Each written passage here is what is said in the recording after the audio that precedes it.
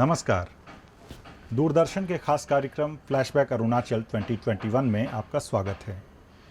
इस कार्यक्रम में हम बात करेंगे कि वर्ष 2021 में अरुणाचल प्रदेश में शिक्षा, स्वास्थ्य, खेल सहित अन्य महत्वपूर्ण क्षेत्रों में कौन कौन सी महत्वपूर्ण घटनाएं हुईं और क्या महत्वपूर्ण फैसले लिए गए। तो आइए शुरुआत करते हैं अरुणाचल सहित देश भर में मनाए जा रहे आज़ादी के अमृत महोत्सव से। देश की आज़ादी के 75 वर्ष पूरे होने के उपलक्ष्य में मनाए जा रहे आज़ादी के अमृत महोत्सव में अरुणाचल प्रदेश बढ़ चढ़कर हिस्सा ले रहा है।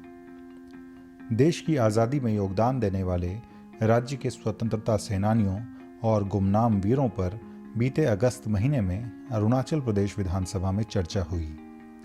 पूर्व केंद्रीय मंत्री और कांग्रेस विधायक निनोंग एरिंग ने विधानसभा में एक प्रस्ताव पेश करते हुए गुमनाम वीरों के बारे में जानकारी एकत्र करने तथा राजधानी ईटानगर और स्वतंत्रता सेनानियों के पैतृक गांव में स्मारक बनवाने का सरकार से आग्रह किया। इस चर्चा में सभी दलों के विधायकों ने हिस्सा लिया और एक मत से गुमनाम वीरों की गाथा को स्कूली पाठ्यक्रम में शामिल करने, स्मारक बनवाने और आज़ादी का अमृत महोत्सव के दौरान उनके सम्मान में विशेष कार्यक्रम आयोजित करने का सुझाव दिया। गुमनाम वीरों पर विधानसभा में चर्चा का सुखद परिणाम देखने को मिला और सरकार ने उप मुख्यमंत्री चाउना मेन की अध्यक्षता में एक उच्च स्तरीय समिति गठित की, जिसकी निगरानी में आज़ादी की लड़ाई में योगदान देने वाले राज्य के गुमनाम सेनानियों को मान्यता प्रदान करने के लिए साक्ष्य एकत्र किए जा रहे हैं। आज़ादी का अमृत महोत्सव के तहत वीर सेनानियों की याद में सियांग जिले के केकर मॉर्निंग में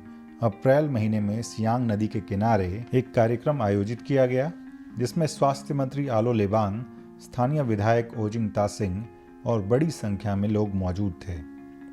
इस अवसर पर आदि वार डांस के साथ ही समृद्ध जनजातीय सांस्कृतिक विरासत को प्रदर्शित किया गया। गौरतलब है कि आदि बेल्ट में अंग्रेजों के खिलाफ अंतिम लड़ाई यानी एंग्लो अबोर वार 4 दिसंबर 1912 को केकर मॉर्निंग में ही हुई थी। देश की आज़ादी के लिए हजारों स्वतंत्रता सेनानियों ने अपने प्राणों की आहुति दी है। ऐसे में न सिर्फ उनकी कुर्बानियों को याद रखना बल्कि उन्हें उचित सम्मान देना भी हमारी सरकारों और हमारे समाज का कर्तव्य है। इसी भावना के अनुरूप केंद्रीय संस्कृति मंत्रालय के अधीन काम करने वाले north east zone cultural centre के सहयोग से अरुणाचल प्रदेश कला एवं संस्कृति विभाग ने स्वतंत्रता सेनानी मातमुर जामोह और मोजे रीबा के परिजन को सम्मानित किया। भारतीय डाक विभाग के अरुणाचल प्रदेश रीजन ने भी इस वर्ष अक्टूबर में डाक दिवस के अवसर पर स्वतंत्रता सेनानी मातमुर जामोह, मोजे रीबा और मोजी रीबा के नाम पर 3 स्मारक डाक टिकट जारी किए। आज़ादी का अमृत महोत्सव के तहत स्वतंत्रता सेनानी मातमुर जामोह के पैतृक गांव ईस्ट सियांग जिले के यागरुंग और मोजी रीबा और मोजे रीबा की जन्मस्थली मलेपा रादा जिले के दारी विलेज में आयोजित कार्यक्रमों में उनके परिजनों की उपस्थिति में स्मारक डाक टिकट जारी किए गए। स्वतंत्रता सेनानी मातमुर जामोह, मोजी रीबा और मोजे रीबा के परिजन ने भारतीय डाक विभाग के प्रति आभार व्यक्त करते हुए कहा कि यह स्वतंत्रता सेनानियों के प्रति सच्ची श्रद्धांजलि है। भारतीय सेना और केंद्रीय अर्धसैनिक बल भी आज़ादी का अमृत महोत्सव के अंतर्गत देश भर में जनहित से जुड़े विषयों पर जागरूकता पैदा कर रहे हैं। गत नवंबर महीने में India at 75 BRO motorcycle expedition का राजभवन ईटानगर में उप मुख्यमंत्री चाउना मेन ने स्वागत किया। BRO की मोटरसाइकिल रैली के तहत 75 दिन में करीब 20,000 किलोमीटर से अधिक की दूरी तय कर आज़ादी का अमृत महोत्सव रोड सेफ्टी और युवाओं को सेना में भर्ती होने के संदेश का प्रसार किया गया। BRO के सभी रैंक के 75 राइडर्स ने राज्य के स्कूलों और अन्य संस्थानों में जाकर स्वास्थ्य शिविर लगाए तथा स्वच्छ भारत, सड़क सुरक्षा जागरूकता और देश प्रेम का संदेश जन जन तक पहुंचाया। इस अवसर पर उप मुख्यमंत्री चाउना मेन ने BRO के जागरूकता अभियान की सराहना करते हुए प्रदेश के युवाओं से सेना में भर्ती होने की अपील की।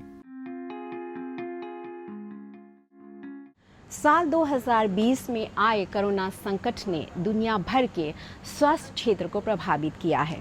हालांकि केंद्र सरकार के सहयोग से अरुणाचल प्रदेश सरकार ने पिछले 18 महीनों में स्वास्थ्य क्षेत्र की आधारभूत संरचना को मजबूत करने पर पूरा जोर दिया है, पूरा बल दिया है। आइए बात करें अरुणाचल प्रदेश के स्वास्थ्य क्षेत्र में हुए सकारात्मक प्रयासों के बारे में। साल 2020 से जारी कोरोना संकट ने दुनिया की स्वास्थ्य सुविधाओं को बड़े पैमाने पर प्रभावित किया है। हालांकि केंद्र सरकार के सहयोग से अरुणाचल प्रदेश सरकार ने बीते 18 महीनों में स्वास्थ्य क्षेत्र में आधारभूत संरचना को मजबूत करने पर काफ़ी ध्यान दिया है। तो आइए बात करें अरुणाचल में स्वास्थ्य क्षेत्र में हुए सकारात्मक प्रयासों के बारे में। कोविड के डेल्टा वेरिएंट के तेजी से संक्रमण के कारण देश के लिए अप्रैल से लेकर जून का महीना काफ़ी चुनौतीपूर्ण रहा। मरीजों की संख्या अचानक इतनी बढ़ गई कि अस्पतालों में बेड और ऑक्सीजन की कमी होने लगी। केंद्र सरकार के सहयोग से राज्य सरकार ने इस चुनौती से निपटने के लिए युद्ध स्तर पर डेडिकेटेड कोविड अस्पताल और हेल्थ सेंटर स्थापित किए। अरुणाचल प्रदेश सरकार के ताजा आंकड़ों के अनुसार अभी राज्य में कुल 1000 ऑक्सीजन बेड, 60 आईसीयू बेड और 46 पीएसए प्लांट सक्रिय है, जबकि अगले साल तक बच्चों के लिए 150 आईसीयू बेड और 94 अतिरिक्त आईसीयू बेड की व्यवस्था की जानी है। राज्य में कोरोना संकट की स्थिति का जायजा लेने के लिए राज्यपाल डॉक्टर बीडी मिश्रा समय समय पर मुख्यमंत्री पेमा खांडू, स्वास्थ्य मंत्री आलो लिबांग एवं अन्य मंत्रियों तथा अधिकारियों के साथ बैठकें करते रहे हैं। वह अधिक से अधिक कोरोना जांच, बेहतर इलाज और जन जागरूकता पर जोर देते रहे हैं। अरुणाचल प्रदेश विधानसभा के अध्यक्ष पासांग दोरजी सोना की पहल पर कोविड संक्रमण की दूसरी लहर के दौरान राज्य के सभी इलाकों के लोगों को सही जानकारी उपलब्ध कराने के लिए विधानसभा परिसर में कोविड कंट्रोल रूम स्थापित किया गया। इसमें विभिन्न सेवाओं से जुड़े वॉलंटियर्स ने लोगों को कोविड के लक्षण, इससे बचाव, इलाज सहित विभिन्न विषयों के बारे में कंट्रोल रूम से जानकारी दी। कोविड की दूसरी लहर से निपटने के लिए स्वास्थ्य विभाग ने कोविड जांच और टीकाकरण पर लगातार जोर दिया। राज्य के सभी नगरों और गांव में शिविर लगाकर लोगों की कोविड जांच की गई, उन्हें जागरूक किया गया और कोविड का टीका लगाया गया। गैर सरकारी संगठनों, विलेज मॉनिटरिंग समितियों और कम्युनिटी बेस्ड ऑर्गेनाइजेशंस ने इस महामारी के दौरान स्वास्थ्य विभाग की काफ़ी सहायता की। टीकाकरण टीमों ने राज्य के दुर्गम इलाकों में भी जाकर लोगों को कोविड टीके लगाए। टीकाकरण अभियान अब भी जारी है।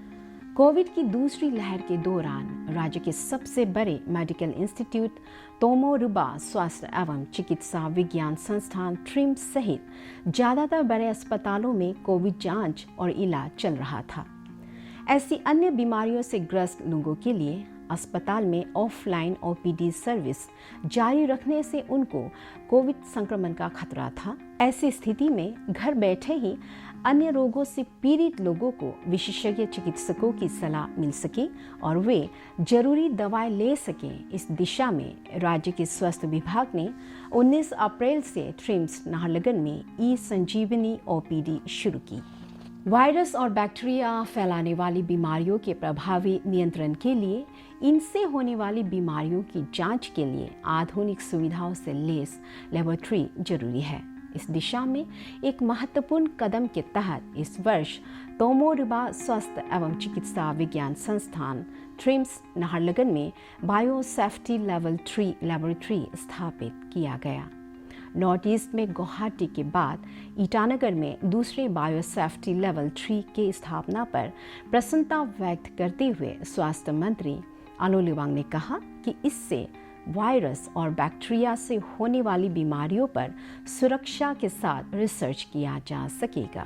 जब राज्य के ग्रामीण और दुर्गम इलाकों से कोविड संक्रमण के गंभीर मामले सामने आने लगे तो जिंदगी और मौत के बीच जूझ रहे ऐसे मरीजों को ऑक्सीजन सिलेंडर से युक्त एम्बुलेंस सेवा से डेडिकेटेड कोविड अस्पतालों में समय पर भर्ती कराना जरूरी था। इसी के मद्देनज़र मुख्यमंत्री पेमा खांडू ने 21 जून को राज्य सचिवालय में आयोजित एक कार्यक्रम में 108 इमरजेंसी रेस्पॉन्स एम्बुलेंस सर्विस का शुभारंभ किया। नेशनल हेल्थ मिशन के अंतर्गत पब्लिक प्राइवेट पार्टनरशिप के तहत अरुणाचल प्रदेश के सभी इलाकों में रोगियों को सुविधाजनक तरीके से अस्पतालों तक पहुंचाने के लिए 90 एम्बुलेंस प्रदान किए गए। 108 एम्बुलेंस सर्विस के लिए 133 प्रशिक्षित पायलट और 146 मेडिकल टेक्नीशियन नियुक्त किए गए हैं। किसी भी राज्य के विकास के लिए स्वास्थ्य के साथ शिक्षा भी एक अहम पहलू है। राज्य सरकार ने शिक्षा को महत्व देते हुए वर्ष 2021 को शिक्षा के लिए समर्पित वर्ष घोषित किया। राज्य विधानसभा में शिक्षा क्षेत्र में विकास को लेकर कई महत्वपूर्ण फैसले लिए गए और इसी वर्ष मिशन शिक्षा को लॉन्च किया गया। आइए देखते हैं वर्ष 2021 में शिक्षा के क्षेत्र में क्या क्या महत्वपूर्ण कदम उठाए गए। वर्ष 2021 अरुणाचल प्रदेश में शिक्षा के विकास के दृष्टिकोण से स्वर्णिम वर्ष रहा। राज्य विधानसभा के बजट सत्र के दौरान मुख्यमंत्री पेमा खांडू ने 2021 को शिक्षा के लिए समर्पित वर्ष घोषित करते हुए राज्य के सभी सरकारी विद्यालयों में एक समान गुणवत्तापूर्ण शिक्षा सुनिश्चित करने के लिए 1000 करोड़ रुपए के निवेश की घोषणा की। मुख्यमंत्री पेमा खांडू ने 22 जून को राज्य में शिक्षा प्रणाली में सुधार के लिए विद्यालयों में आधारभूत सुविधाओं के विकास से लेकर मूल्यांकन, शिक्षकों के ट्रांसफर, पोस्टिंग और प्रमोशन से संबंधित राज्य सरकार की महत्वाकांक्षी योजना मिशन शिक्षा को मंजूरी दी। मुख्यमंत्री ने अधिकारियों से प्रत्येक विधानसभा क्षेत्र से सबसे अधिक इनरोलमेंट वाले एक विद्यालय का चयन कर शिक्षा की गुणवत्ता में सुधार के लिए प्रायोगिक तौर पर मिशन शिक्षा को योजनाओं को लागू करने को कहा। मिशन शिक्षा में yearly childhood care and education VSAT का उपयोग करते हुए लाइव क्लासेस, शिक्षकों के लिए आवासीय सुविधा सुनिश्चित करने, टीचर्स क्वार्टर्स का निर्माण, जीरो इनरोलमेंट वाले स्कूलों को बंद करना, हाई इनरोलमेंट वाले स्कूलों पर ध्यान केंद्रित करना, शिक्षकों और छात्रों के प्रदर्शन का मूल्यांकन एक स्वतंत्र एजेंसी से कराना शामिल है। शहरी निकाय और पंचायती राज संस्थानों की सरकार के विकास कार्यक्रमों की निगरानी, पारदर्शिता और जवाबदेही के साथ योजनाओं को लागू करने में महत्वपूर्ण भूमिका होती है। स्कूल निगरानी प्रबंधन और विकास समिति में एक प्रमुख सदस्य के रूप में पंचायत सदस्यों को शामिल किया जाता है। इसी को ध्यान में रखते हुए अक्टूबर महीने के अंतिम सप्ताह में ईटानगर नगर निगम के कारपोरेटर्स और पासीघाट नगर पालिका के पार्षदों और पहले चरण में राज्य के 13 जिलों के जिला पंचायत अध्यक्षों और सदस्यों के लिए integrated scheme for school education के तहत समग्र शिक्षा अभियान पर प्रशिक्षण कार्यक्रम आयोजित किया गया। शिक्षा मंत्री ताबा तेदिर ने शहरी निकायों और जिला पंचायत सदस्यों से समग्र शिक्षा के बारे में ग्रॉस रूट लेवल पर लोगों को जागरूक करने को कहा ताकि शिक्षा की गुणवत्ता में सुधार के लिए सरकार की डिजिटल तकनीक के उपयोग को बढ़ावा मिल सके। वर्ष 2021 में राज्य के प्राथमिक विद्यालयों में शिक्षा को रुचिकर बनाने और छात्रों पर पुस्तकों का बोझ कम करने के लिए प्रदेश के नगरीय और ग्रामीण स्कूलों में स्मार्ट क्लासरूम और लाइब्रेरी स्थापित किए गए। ईस्ट सियांग जिले के Mekong government upper primary school में टीचिंग लर्निंग प्रक्रिया को एक नया आयाम देने की कड़ी में पासीघाट वेस्ट से विधायक निनोंग इरिंग ने नवंबर महीने में विद्यालय में स्मार्ट क्लासरूम और जिला उपायुक्त डॉक्टर किन्नी सिंह ने पुस्तकालय का उद्घाटन किया। इस अवसर पर विधायक निनोंग इरिंग ने कहा कि स्मार्ट क्लासरूम से डिजिटल लर्निंग के लिए अनुकूल माहौल बनेगा और छात्रों को समझाने में शिक्षकों को आसानी होगी। शिक्षा के लिए समर्पित वर्ष 2021 में छात्रों में विज्ञान विषय के प्रति रुचि पैदा करने और उन्हें इनोवेशन के लिए प्रोत्साहित करने के लिए फरवरी महीने में ईटानगर स्थित अरुणाचल प्रदेश साइंस सेंटर में रोबोटिक्स, आर्टिफिशियल इंटेलिजेंस और प्रोग्रामिंग विषय पर एक महीने का प्रशिक्षण कार्यक्रम आयोजित किया गया। Arunachal Pradesh science centre innovation hub द्वारा आयोजित लेगो EV3 रोबोटिक कंपटीशन में युवाओं की अच्छी भागीदारी देखी गई। अरुणाचल प्रदेश भारत के उन चुनिंदा राज्यों में शामिल है जहां पे पर्यटन के क्षेत्र में असीम संभावनाएं हैं। कोरोना महामारी के कारण अरुणाचल सहित पूरी दुनिया में पर्यटन क्षेत्र प्रभावित हुआ। लेकिन मुख्यमंत्री पेमा खांडू के नेतृत्व में राज्य सरकार ने वर्ष 2021 में पर्यटन क्षेत्र को लेकर कई सारे अहम फैसले लिए। चलिए डालते हैं एक नज़र इन फैसलों पर। अरुणाचल प्रदेश की अर्थव्यवस्था में पर्यटन क्षेत्र का महत्वपूर्ण योगदान है। पर्यटन से स्थानीय स्तर पर रोजगार के अवसर पैदा होने के साथ ही सरकार को राजस्व भी मिलता है। कोविड महामारी के कारण पर्यटन क्षेत्र पर बुरा असर पड़ा। राज्य में डोमेस्टिक टूरिज्म को बढ़ावा देने के लिए मुख्यमंत्री पेमा खांडू ने 12 मार्च को ईटानगर के DK कन्वेंशन हॉल में आयोजित एक कार्यक्रम में देखो अपना प्रदेश अभियान का शुभारंभ किया। मुख्यमंत्री ने इस अवसर पर प्रतिभागियों को राज्य के कम से कम 10 पर्यटन स्थलों की सैर करने की शपथ दिलाई। अपने संबोधन में मुख्यमंत्री ने कहा कि देखो अपना प्रदेश अभियान का मकसद राज्य के लोगों को प्रदेश के सुदूर इलाकों को भ्रमण करने के लिए प्रोत्साहित करना, जनजातीय, सांस्कृतिक और भौगोलिक विविधता से रूबरू कराना है। गत 26 सितंबर को प्रदेश के नगरीय और सुदूर इलाकों में एयर कनेक्टिविटी के विस्तार के लिए मुख्यमंत्री पेमा खांडू की मौजूदगी में उड़ान स्कीम के तहत हिंदुस्तान एरोनॉटिक्स लिमिटेड और अलायंस एयर डोनियर के बीच लीज को लेकर वर्चुअल माध्यम से एक समझौता हुआ।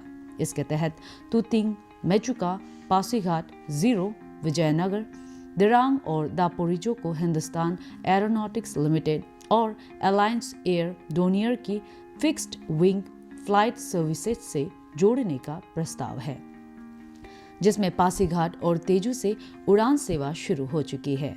बीते 19 अगस्त को तेजू एयरपोर्ट से उड़ान सेवा शुरू हुई। मुख्यमंत्री पेमा खांडू ने वर्चुअल माध्यम से तेजू एयरपोर्ट से गुवाहाटी के बीच उड़ान सेवा का शुभारंभ किया।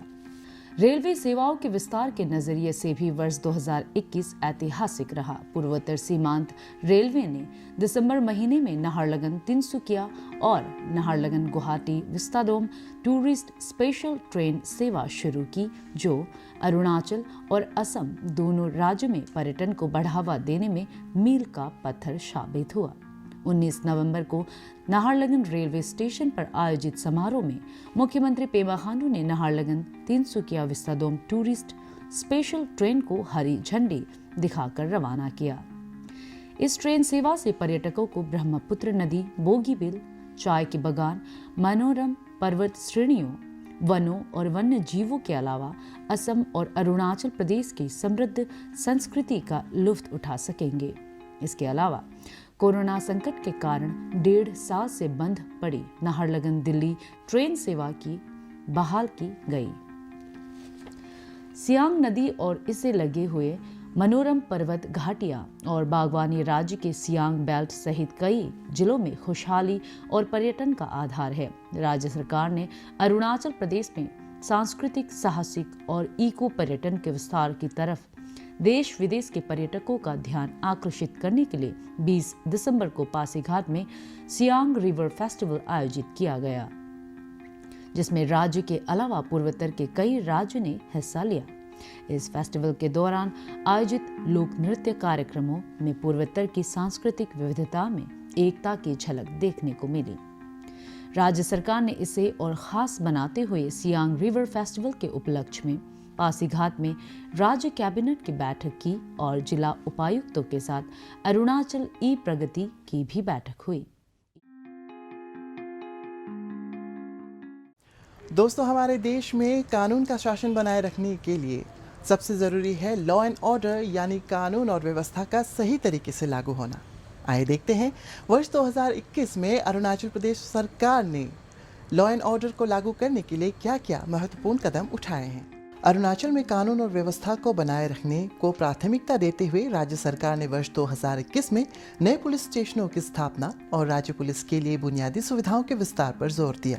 ईटानगर राजधानी क्षेत्र में इस वर्ष अपराध नियंत्रण के लिए रिकॉर्ड 3 नए पुलिस स्टेशन स्थापित किए गए। मुख्यमंत्री पेमा खांडू ने 14 अगस्त को चिंपू, नीति विहार और पापू हिल्स में स्थापित नए पुलिस स्टेशनों का उद्घाटन किया। इसके साथ ही राजधानी क्षेत्र में पुलिस स्टेशनों की संख्या बढ़कर 8 हो गई है। वर्ष 2021 में लोअर सुबनसिरी जिले के मुख्यालय जीरो में महिला पुलिस स्टेशन, याचुली में पुलिस स्टेशन, चांगलांग जिले में नामतोक में पुलिस स्टेशन और वेस्ट कामेंग जिले के भालुकपोंग में सब फायर स्टेशन का भी उद्घाटन मुख्यमंत्री पेमा खांडू ने किया। राजधानी ईटानगर पुलिस ने लोगों को यातायात नियमों के बारे में जागरूक करने की अभिनव पहल के तहत मार्च महीने में राजधानी क्षेत्र में रोड साइड पाठशाला लगाई। इस अनोखी पहल के तहत यातायात नियमों का उल्लंघन करने वाले वाहन चालकों से जुर्माना वसूलने के बजाय उन्हें यातायात पुलिस ने राजमार्ग के किनारे लगी पाठशाला में ट्रैफिक रूल्स और इसके पालन के महत्व के बारे में जानकारी दी। पूर्वोत्तर राज्यों में बाढ़, भूस्खलन, भूकंप, आग दुर्घटना सहित विभिन्न प्राकृतिक आपदाओं का खतरा बना रहता है। इसी को ध्यान में रखते हुए राष्ट्रीय आपदा मोचन बल NDRF की 12वीं बटालियन और राज्य आपदा मोचन बल ने अरुणाचल प्रदेश के सभी जिलों के कम्युनिटी वॉलंटियर्स के लिए प्रशिक्षण कार्यक्रम आयोजित किया। Be alert, be prepared mission के तहत राष्ट्रीय आपदा प्रबंधन प्रशिक्षण का उद्देश्य प्राकृतिक आपदाओं से प्रभावी तरीके से निपटने के लिए सरकारी एजेंसियों के साथ कम्युनिटी वॉलंटियर्स की सहभागिता सुनिश्चित करना था। अब आइए एक नज़र डालते हैं वर्ष 2021 में अरुणाचल प्रदेश से संबंधित महत्वपूर्ण राजनीतिक, पर्यावरणीय और आर्थिक घटनाक्रम पर। 7 जुलाई 2021 का दिन अरुणाचल प्रदेश के लिए ऐतिहासिक दिन था और इस दिन पहली बार राज्य को केंद्रीय कैबिनेट में प्रतिनिधित्व मिला। प्रधानमंत्री नरेंद्र मोदी ने मंत्रिपरिषद विस्तार में 45 नए मंत्रियों को मंत्रिमंडल में शामिल किया, जिसमें अरुणाचल वेस्ट से सांसद किरण रिजिजू का कद बढ़ाकर कैबिनेट मंत्री के रूप में शपथ दिलाई गई और उन्हें महत्वपूर्ण कानून और न्याय मंत्रालय की जिम्मेदारी सौंपी गई। रिजिजू को उनकी राजनीतिक कुशलता के लिए जाना जाता है, जिन्होंने पूर्वोत्तर में बीजेपी के विस्तार में अहम भूमिका निभाई है। 19 नवंबर 1971 को अरुणाचल प्रदेश के वेस्ट कामेंग जिले में जन्मे किरण रिजिजू ने दिल्ली के हंसराज कॉलेज से उच्च शिक्षा हासिल की और दिल्ली विश्वविद्यालय से कानून की डिग्री भी हासिल की। किरण रिजिजू ने पहली बार लोकसभा चुनाव अरुणाचल वेस्ट निर्वाचन क्षेत्र से 2004 में लड़ा और जीत हासिल की।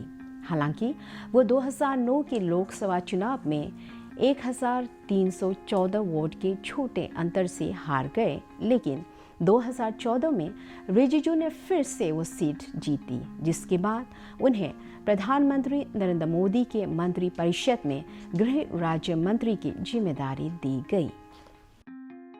वन्य जीव संरक्षण के लिए अरुणाचल प्रदेश के लोगों की ओर से चलाया जा रहा एयरगन सरेंडर अभियान राष्ट्रीय स्तर पर सुर्खियां बटोर रहा है। बीते 26 दिसंबर को प्रधानमंत्री नरेंद्र मोदी ने भी आकाशवाणी पर प्रसारित अपनी मन की बात में एयरगन सरेंडर अभियान को सराहा। उन्होंने कहा कि इस अभियान के तहत अरुणाचल में अब तक 1600 से ज्यादा एयरगन सरेंडर किए जा चुके हैं। अरुणाचल प्रदेश पक्षियों की 500 से भी अधिक प्रजातियों का घर है। इनमें कुछ ऐसी देसी प्रजातियां भी शामिल हैं जो दुनिया में कहीं और नहीं पाई जाती हैं। लेकिन धीरे धीरे अब जंगलों में पक्षियों की संख्या में कमी आने लगी है। इसे सुधारने के लिए ही अब ये एयरगन सरेंडर अभियान चल रहा है। पिछले कुछ महीनों में पहाड़ से मैदानी इलाकों तक, एक कम्युनिटी से लेकर दूसरी कम्युनिटी तक राज्य में हर तरफ लोगों ने इसे खुले दिल से अपनाया है। अरुणाचल के लोग अपनी मर्जी से अब तक 1600 से ज्यादा एयरगन सरेंडर कर चुके हैं। वर्ष 2015 में संयुक्त राष्ट्र महासभा की शिखर बैठक में 17 सतत विकास लक्ष्यों को हासिल करने के मसौदे पर 193 सदस्य देशों ने हस्ताक्षर किया था और ये 1 जनवरी 2016 से प्रभावी है। भारत में सतत विकास लक्ष्यों के बारे में केंद्र और राज्य सरकारों के बीच तालमेल की जिम्मेदारी नीति आयोग को सौंपी गई है। नीति आयोग के सहयोग से अरुणाचल प्रदेश में पहली बार नामसाई जिले में सतत विकास लक्ष्यों पर आधारित एक सम्मेलन आयोजन किया गया। इस सम्मेलन में केंद्रीय जल शक्ति मंत्री गजेंद्र सिंह शेखावत, पूर्वोत्तर क्षेत्र विकास मंत्री जी किशन रेड्डी, मुख्यमंत्री पेमा खांडू, उप मुख्यमंत्री चाउना मैन, सांसद तापिर गाव और राज्य के सभी जिलों के उपायुक्तों ने हिस्सा लिया। जिला उपायुक्तों से सतत एसडीजी के 17 लक्ष्यों, गरीबी और भूखमरी के पूर्ण उन्मूलन, सभी के लिए अच्छा स्वास्थ्य और जीवन स्तर, गुणवत्तापूर्ण शिक्षा, लैंगिक समानता, स्वच्छ पेयजल और स्वच्छता, सस्ती और स्वच्छ ऊर्जा, अच्छा काम और आर्थिक विकास, उद्योग, नवाचार और बुनियादी ढांचे का विकास, असमानता में कमी लाने, टिकाऊ शहरी और सामुदायिक विकास, make in India, skill India और digital India, Aatmanirbhar Bharat, vocal for local को हासिल करने के लिए प्रभावी और पारदर्शी तरीके से योजनाओं पर अमल को कहा गया।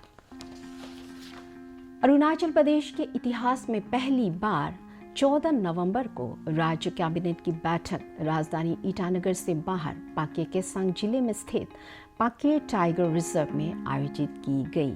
अरुणाचल कैबिनेट की बैठक में climate change resilient and responsive Arunachal पर मंत्रिमंडल के घोषणा पत्र पाक्के टाइगर रिजर्व 2047 को स्वीकार कर लिया गया।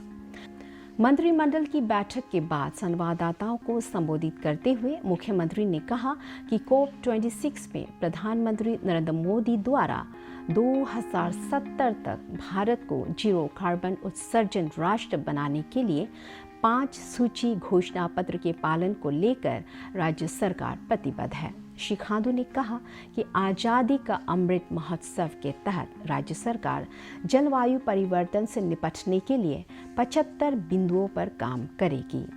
राज्य कैबिनेट अब पूरी तरीके से पेपरलेस हो गई है।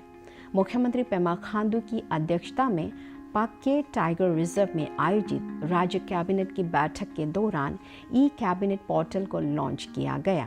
कैबिनेट के पेपरलेस होने से राज्य मंत्रिमंडल की बैठक में लिए गए महत्वपूर्ण फैसलों पर अमल की निगरानी आसान होगी।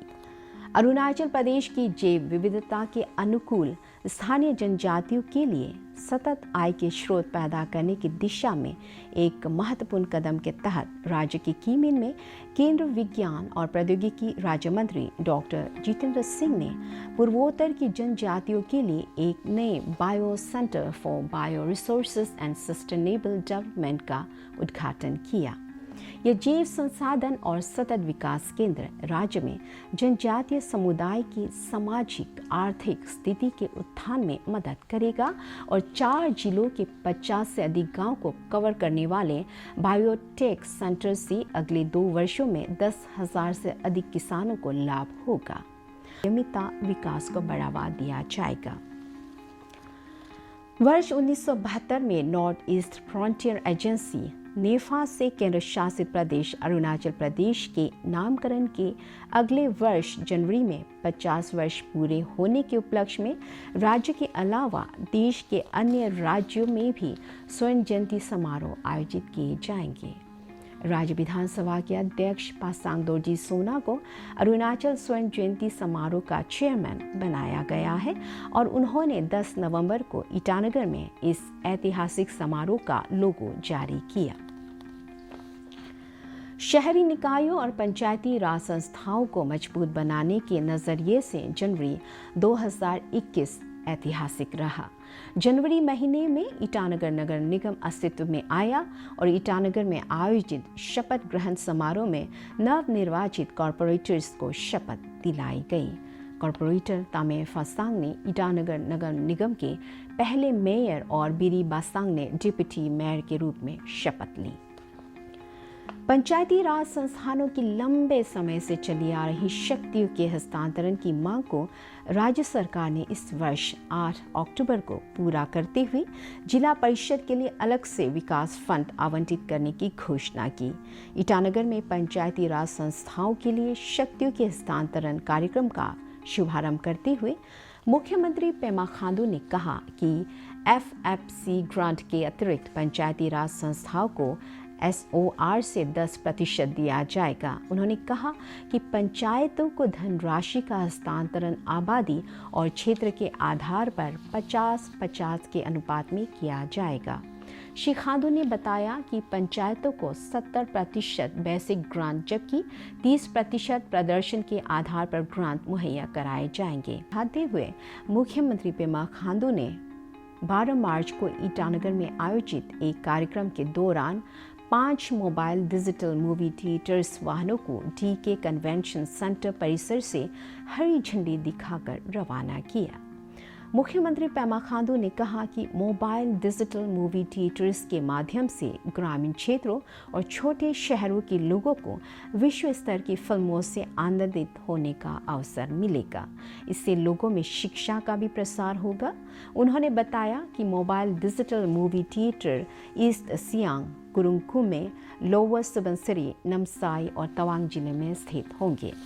जन आकांक्षाओं के अनुरूप राज्य का बजट तैयार करने की दिशा में एक महत्वपूर्ण पहल के तहत राज्य सरकार ने आम नागरिकों और राज्य के विभिन्न संगठनों से सुझाव प्राप्त करने और उन्हें प्रोत्साहित कर जन भागीदारी पुरस्कार शुरू किया। शिक्षा, स्वास्थ्य, राजनीतिक और आर्थिक क्षेत्र के साथ साथ खेल क्षेत्र को भी इस वर्ष विशेष महत्व दिया गया। राज्य सरकार ने पारंपरिक खेलों को बढ़ावा देते हुए सामुदायिक आधारित खेल महोत्सवों और पारंपरिक खेलों को विशेष महत्व दिया। इसी के तहत राज्य में टग ऑफ वार और कई अन्य प्रतियोगिताएं आयोजित की गई। आइए देखते हैं इस वर्ष की खेल क्षेत्र की महत्वपूर्ण घटनाओं के बारे में। वर्ष 2021 में पारंपरिक खेलों और सामुदायिक आधार पर खेलों को बढ़ावा देने पर जोर दिया गया। राज्य में पहली बार इस सियांग जिले में जनजातीय आधार पर खेल महोत्सव आदि स्पोर्ट्स फेस्ट आयोजित किया गया।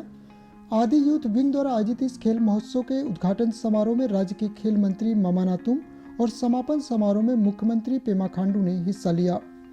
युवाओं की ऊर्जा को सकारात्मक कार्यों में लगाने के उद्देश्य से खेल क्षेत्र में आने के लिए उन्हें प्रोत्साहित करने के लिए आदि स्पोर्ट्स फेस्ट के आयोजन की सराहना करते हुए मुख्यमंत्री ने प्रदेश के सभी समुदायों से अपने अपने क्षेत्र में खेल महोत्सव आयोजित करने का आह्वान किया। श्री खांडू ने सामुदायिक आधार पर खेल महोत्सव के आयोजन के लिए राज्य के बजट में इसके लिए धनराशि आवंटित करने की घोषणा की। राज्य में पहली बार पारंपरिक खेल टग ऑफ वार को राज्य स्तर पर आयोजित किया गया। ईटानगर के न्यूकुम लपांग में दिसंबर में आयोजित टग ऑफ वार राज्य स्तरीय प्रतियोगिता में 12 जिलों की 38 टीमों ने हिस्सा लिया। सीनियर कैटेगरी की प्रतियोगिता के पुरुष वर्ग में तवांग और महिला वर्ग में पापुमपारे जिले की टीम ने खिताब हासिल किया, जबकि जूनियर कैटेगरी के पुरुष वर्ग में ईस्ट कामेंग और मिक्स्ड कैटेगरी के फाइनल में पापुमपारे विजेता रहा। जिला स्तर पर बैडमिंटन खेल को बढ़ावा देने के लिए पहली बार राजधानी ईटानगर से बाहर लोअर दिबांग वैली जिले के रोइंग में दोरजी खांडू स्टेट बैडमिंटन प्रतियोगिता आयोजित की गई। पुरुष और महिला वर्ग की विभिन्न कैटेगरी में आयोजित इस बैडमिंटन प्रतियोगिता के पुरुष सिंगल्स का खिताब ला तालर और महिला सिंगल्स का खिताब पिंकी कार्की ने जीता। पुरुष डबल्स का खिताब ला तालर और ला ताकुम की जोड़ी और महिला डबल्स के फाइनल में पिंकी कार्की और तारिंग यानिया की जोड़ी विजेता रही। दोरजी खांडू राज्य स्तरीय प्रतियोगिता की 21 कैटेगरी में कुल 304 खिलाड़ियों ने हिस्सा लिया।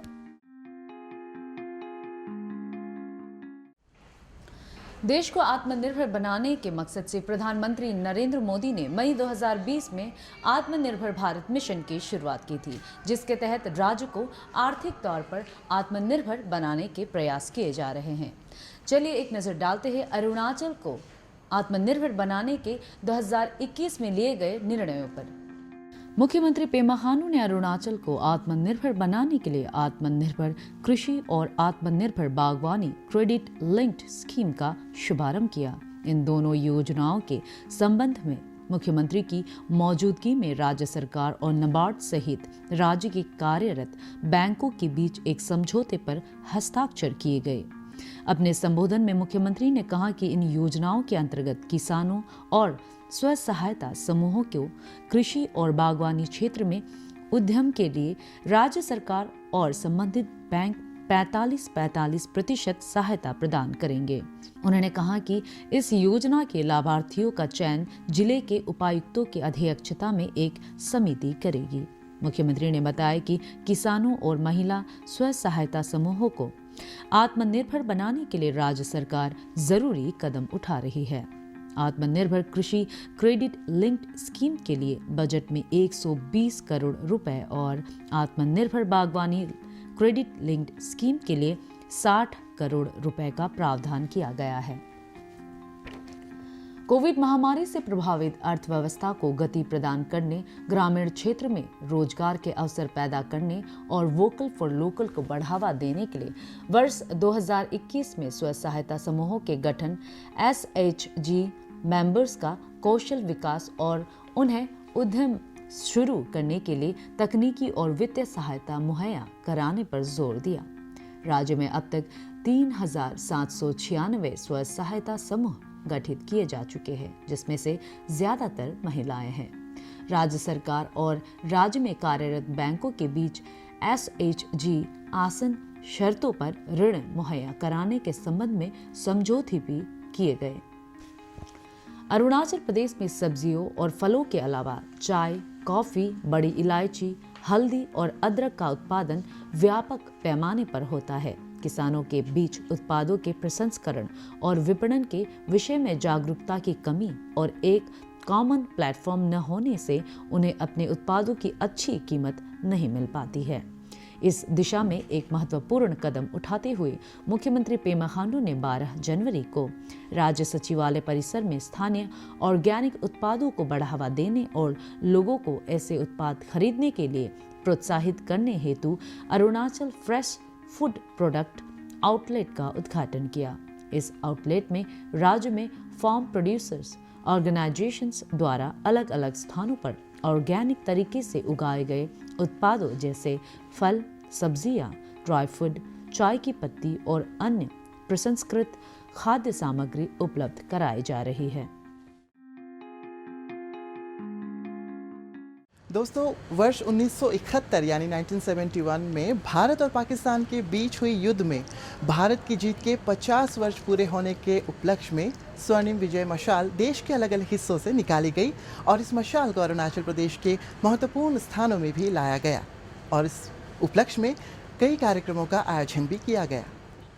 प्रधानमंत्री नरेंद्र मोदी द्वारा 16 दिसंबर 2020 को प्रज्वलित की गई स्वर्णिम विजय मशाल 21 सितंबर 2021 को तवांग पहुंची।